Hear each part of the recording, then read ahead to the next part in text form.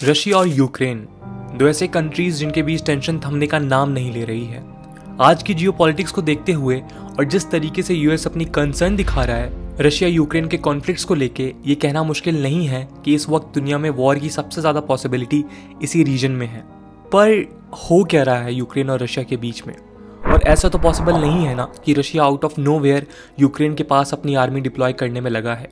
कुछ तो heavy interest होंगे ना रशिया के, जो वो इतने बड़े स्टेप्स उठा रहा है। और यूएस इतना ज़्यादा क्यों परेशान है इस पूरे कॉन्फ्लिक्ट को लेके, जानते हैं इस वीडियो में। दोस्तों, मैं हूं आदर्श गुप्ता और स्वागत है आपका स्टडी आईक्यू में। अगर आप इस लेक्चर से रिलेटेड पीडीएफ या इंपॉर्टेंट डॉक्यूमेंट चाहते हैं तो आप मेरा टेलीग्राम चैनल ज्वाइन कर सकते हैं। Here is the link and you can also follow me on Instagram for regular updates.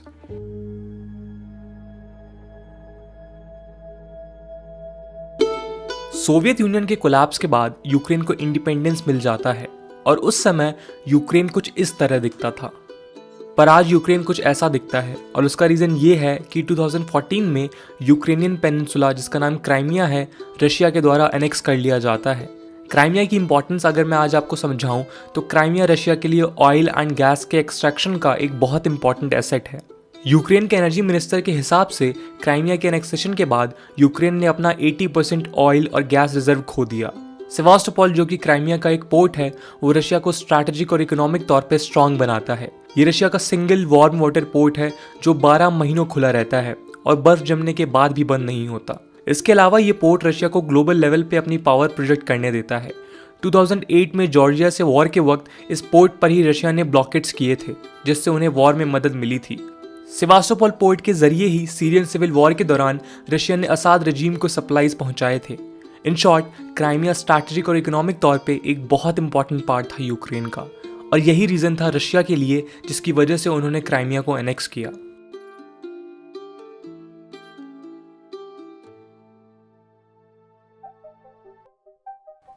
To 2014 में रशियन यूक्रेन रिलेशनशिप्स में भारी टेंशन्स थी, पर उसके बाद इन टेंशन को नॉर्मल करने के लिए कई कोशिशें की गईं, पर कुछ खास सफलता मिली नहीं। यूक्रेन के ईस्टर्न बॉर्डर्स पर रेगुलरली स्कर्मिशेस होती रहती हैं। डोनेट्स्क और लुहांस्क, जो कि ईस्टर्न यूक्रेन में सिचुएटेड है और रशिया से डायरेक्ट बॉर्डर शेयर करती हैं, वहाँ प्रो रशियन सेपरेटिस्ट और यूक्रेनियन आर्मी के बीच चल रहे कॉन्फ्लिक्ट की वजह से 13,000 लोगों की जानें जा चुकी हैं और 1.5 मिलियन से ज़्यादा लोग डिस्प्लेस हो चुके हैं। इस कॉन्फ्लिक्ट को रोकने के लिए 2015 में पहली बार रशिया, डोनेट्स्क और लुहांस्क के बीच organization for security and cooperation in Europe की डिप्लोमेटिक एफर्ट से बेलारूस में मिन्स्क 2 नाम का पीस एग्रीमेंट साइन हुआ, जिसमें रशिया यूक्रेन के बीच चल रहे कॉन्फ्लिक्ट को रोकने के लिए कुछ डिसीजंस लिए गए। मगर एग्रीमेंट में मेंशन की गई किसी भी बात को नहीं माना गया और उस एग्रीमेंट के बाद भी यूक्रेन के ईस्टर्न रीजन में टेंशन्स लगातार बढ़ती रहीं। 2015 के उस पीस एग्रीमेंट के फेल होने के बाद लास्ट ईयर इस कॉन्फ्लिक्ट को रोकने की एक होप सामने आई। जुलाई 2020 में यूक्रेनियन, रशियन और Organization for security and cooperation in Europe के बीच एक नेगोशिएशन हुआ, जिसकी वजह से लास्ट ईयर 27 जुलाई से प्रो रशियन सेपरेटिस्ट और यूक्रेनियन गवर्नमेंट के सोल्जर्स के बीच यूक्रेन के ईस्टर्न बॉर्डर पर चल रहे वॉर पर सीज फायर लगाने का डिसीजन लिया गया। पर यह नेगोशिएशन भी एक फेलियर साबित हुआ और इस बात का प्रूफ ये है कि 30 मार्च 2021 को यूक्रेन के पार्लियामेंट ने एक स्टेटमेंट रिलीज किया, जिसमें ये एक्सेप्ट करते हुए कहा गया कि जुलाई 2020 की सीज फायर ब्रेक हो चुकी है और यूक्रेन के ईस्टर्न फ्रंट पर एस्केलेशन बढ़ गया है। स्टेटमेंट में यूक्रेनियन पार्लियामेंट ने वेस्टर्न कंट्रीज को रशिया के अगेंस्ट पॉलिटिकल और इकोनॉमिक प्रेशर बढ़ाने को भी कहा। यूक्रेनियन आर्मी का कहना है कि 26 मार्च को 4 यूक्रेनियन सोल्जर्स को रशियन सेपरेटिस्ट ने मार दिया और 2 को घायल कर दिया है। उसी दिन रशियन गवर्नमेंट के स्पोक्स पर्सन दिमित्री पेस्कोव ने भी एक्नॉलेज किया कि स्किर्मिशेस इंक्रीज हुई हैं और वो आशा करते हैं कि दोनों कंट्रीज के बीच ये सिचुएशन एस्केलेट ना करें। पर ये हो क्यों रहा है? I mean, क्या थे वो रीजन जिसकी वजह से ये पीस एग्रीमेंट फेल हुआ? इस पीस एग्रीमेंट के फेल होने के पीछे 2 मेन रीजंस रहे हैं। पहला रीजन है वाटर। क्राइमियन पेनिनसुला पिछले कुछ सालों से पानी की शॉर्टेज से जूझ रहा है। रशिया का कहना है कि 2014 के बाद क्राइमिया में पोर्टेबल वाटर 60% से ज़्यादा डिक्लाइन कर गया है। 2013 तक की सिचुएशन नहीं थी। जब क्राइमिया यूक्रेन के अंडर आता था तब उसका 86.65% वाटर इनटेक डनाइपर रिवर, जो कि यूक्रेन में है, उसके रास्ते आता था, नॉर्थ क्राइमियन कैनाल के रास्ते।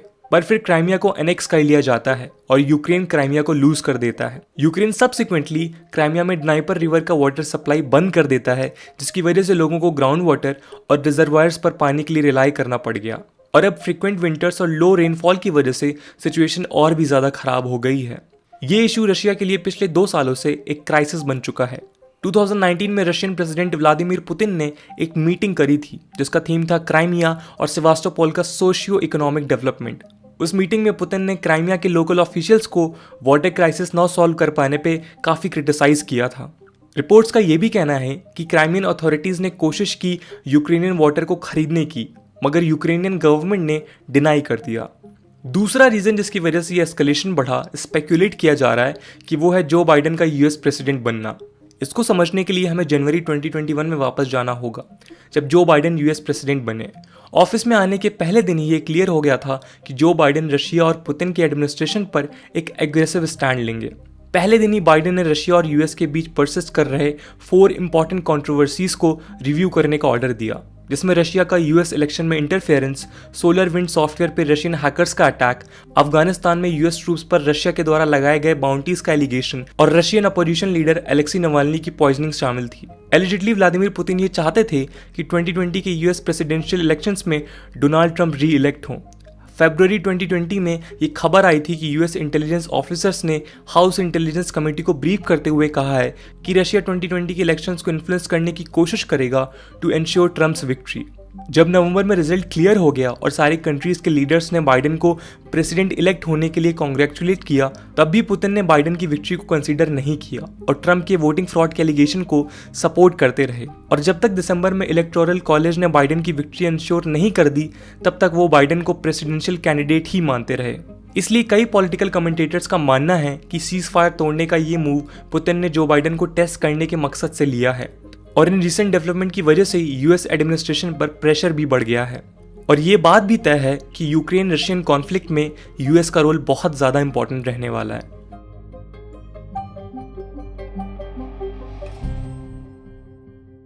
9 अप्रैल 2021 को अमेरिकन न्यूज़ नेटवर्क CNN ने ये रिपोर्ट किया कि यूनाइटेड स्टेट्स आने वाले कुछ हफ्तों में ब्लैक सी में एक वॉरशिप भेजने जा रहा है। एक यूएस डिफेंस ऑफिशियल ने CNN को बताया कि ये स्टेप यूक्रेन में रशिया के बढ़ते प्रेजेंस को देखते हुए लिया जा सकता है। हालांकि यूएस रेगुलरली ब्लैक सी पर ऑपरेट करता है, पर वॉरशिप्स डिप्लॉय करना यूएस रशिया रिलेशंस के लिए एक बड़ा स्टेप होगा, क्योंकि 1936 में साइन की गई एक ट्रीटी के हिसाब से यूएस को ब्लैक सी में एंटर करने के लिए टर्की को एक 14 डे का नोटिस सर्व करना होगा। और इस वक्त रिपोर्ट्स के हिसाब से ये अनक्लियर है कि यूएस ने ये नोटिस सर्व किया है या नहीं। इसके अलावा ये भी खबर आई है कि यूएस कंटिन्यूअसली रशिया के नेवल एक्टिविटीज़ और क्राइमिया में रशियन ट्रूप्स के प्रेजेंस को मॉनिटर करने के लिए ब्लैक सी के अराउंड इंटरनेशनल एयर स्पेस में अपने रिकॉनेसेंस एयरक्राफ्ट चला रहा है। इसके साथ ही 7 अप्रैल को अजियन सी में 2 यूएस B-1 बॉम्बर्स ने एक मिशन भी कंडक्ट किया।